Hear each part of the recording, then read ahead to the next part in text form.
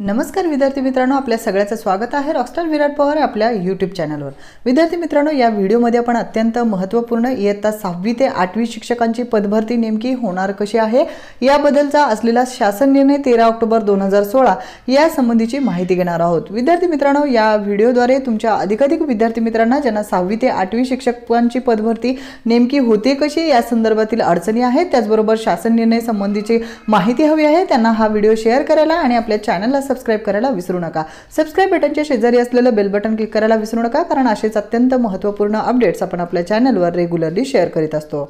तर विद्यार्थी मित्रांनो, तुम्ही इथे पाहू शकता इयत्ता 6वी ते 8वीच्या वर्गावरील पदवीधर शिक्षकांना देय असलेल्या वेतन श्रेणी संदर्भातील इथे माहिती दिलेली आहे। 13 ऑक्टोबर 2016चा हा GR आहे। यामध्ये तुम्हाला महत्त्वपूर्ण माहिती इथे कळेल। यावरून तुम्हाला 6वी ते 8वीच्या पदांकरिता असलेली शिक्षकांची पदभरती कशा पद्धतीने होत असते आणि त्याविषयीची विस्तृत माहिती ही सुद्धा मिळेल। प्रस्तावना आपण पाहू शकता विद्यार्थी मित्रांनो, आणि जर तुम्हाला हा GR डाउनलोड करायचा असेल तर तुम्ही शालेय शासन निर्णय या वेबसाईटला जाऊन तारीख 13 ऑक्टोबर 2016 यामध्ये शालेय शिक्षण व क्रीडा विभाग या विभागाअंतर्गत हा GR डाउनलोड करून घेऊ शकता। बालकांचा मोफत आणि सक्तीच्या शिक्षणाचा अधिकार अधिनियम 2009 अस्तित्वात आल्यानंतर राष्ट्रीय शिक्षक शिक्षण परिषद NCTE ने उच्च प्राथमिक म्हणजे वर्ग 6वी ते 8वी वर्गांना शिकवणाऱ्या शिक्षकांच्या पात्रतेमध्ये बदल केला आहे आणि बालकांचा मोफत व सक्तीच्या शिक्षणाचा अधिकार अधिनियम 2009 हा अस्तित्वात येण्यापूर्वी सदर शिक्षकांची अर्हता किमान इयत्ता 12वी उत्तीर्ण अशी होती। यापूर्वी पदवीधर शिक्षकांची उपलब्धता कमी असल्यामुळे परिस्थितीनुसार हा निर्णय होता, परंतु विद्यार्थी मित्रांनो, अगोदर इयत्ता 12वी ही उत्तीर्णता जरी असली तरी सदर शैक्षणिक पात्रता आता किमान पदवीधर पात्रता करण्यात आलेली आहे आणि पदवीधर शिक्षकांची उपलब्धता आणि पाठ्यक्रमाची काठिण्य पातळी विचारात घेऊन यामध्ये बदल करण्यात आलेला आहे। सदर शैक्षणिक पात्रतेसोबत ते शिक्षक असल्यामुळे व्यावसायिक पात्रता सुद्धा आवश्यक आहे। पहा विद्यार्थी मित्रांनो, शिक्षक म्हणून काम करत असताना व्यावसायिक पात्रता असणं हे अत्यंत गरजेचं आहे आणि त्यामुळेच NCTE ने DTED किंवा BEd यातील कोणतीही व्यावसायिक पात्रता निश्चित केलेली आहे। बरेच उमेदवारांना हा सुद्धा प्रश्न असतो की त्यांचा BA किंवा BSc BCom वगैरे आहे आणि DEd आहे, DTED आहे किंवा DED आहे, तर अशा उमेदवारांना म्हणजे 6वी ते 8वी करिता अप्लाय करता येतो का? तर त्यांच्या या प्रश्नाचं उत्तर इथे सॉल्व्ह होईल, त्यांना अप्लाय करता येतो। त्याचबरोबर BEd उमेदवारांना तर अप्लाय करताच येतो। बालकांचा मोफत व सक्तीच्या शिक्षणाचा अधिकार अधिनियम 2009 अस्तित्वात येण्यापूर्वी महाराष्ट्रातील गुणवत्तापूर्ण शिक्षण देण्याच्या हेतूने शासन निर्णय घेण्यात आलेला आहे आणि यामध्ये 1/4 पदावर म्हणजे 25% पदवीधर शिक्षकांची नियुक्ती ही केली जाते आणि यामध्ये गणित आणि इंग्रजी हे 2 कठीण समजले जाणारे विषय पदवीधर शिक्षकाने शिकवणे हे अपेक्षित होते। तथापि काही ठिकाणी हे पदवीधर शिक्षक कोणत्या विषयात पदवीधर झाले याकडे दुर्लक्षित हे केले गेले आहे। आता हा मागच्या कालावधीमध्ये काय झालेलं आहे या संदर्भातील माहिती आहे विद्यार्थी मित्रांनो। आता आपल्याला यामध्ये सध्या काय बदल झालेले आहेत हे पाहणं गरजेचं आहे, परंतु ही मागची पार्श्वभूमी समजल्याशिवाय तुम्हाला नेमका आता काय बदल झालेला आहे हे कळणार नाही, त्यामुळे हे स्पष्ट करणं गरजेचे आहे।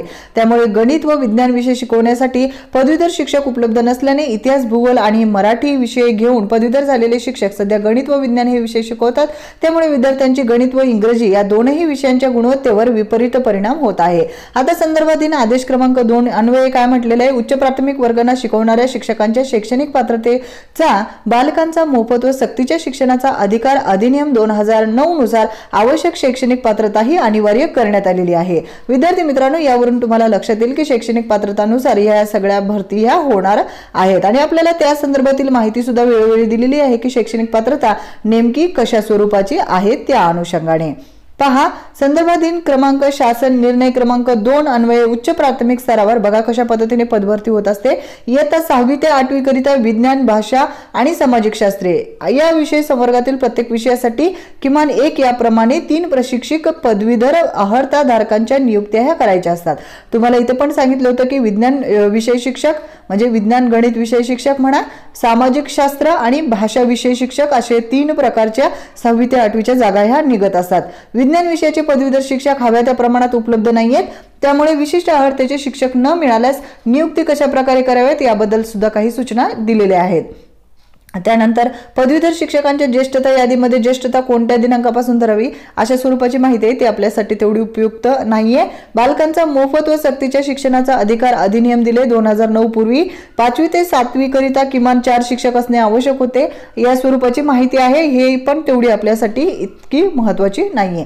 तर शासन परिपत्रक काय म्हणतं हे समजून घेऊया। बालकांचा मोफत व सक्तीच्या शिक्षणाचा अधिकार अधिनियम 2009 मधील तरतुदीनुसार याकरिता निर्गमित करण्यात आलेल्या संदर्भात दिन शासन निर्णय क्रमांक 2 अन्वये उच्च प्राथमिक स्तरावर विज्ञान, भाषा आणि सामाजिक शास्त्र या विषय समवर्गातील प्रत्येकी किमान 1 याप्रमाणे प्रशिक्षित पदवीधर अर्हताधारक शिक्षकाची नियुक्तीही करायची असते। पहा विद्यार्थी मित्रांनो, विज्ञान विषय समवर्गामध्ये कोण कोण येतात?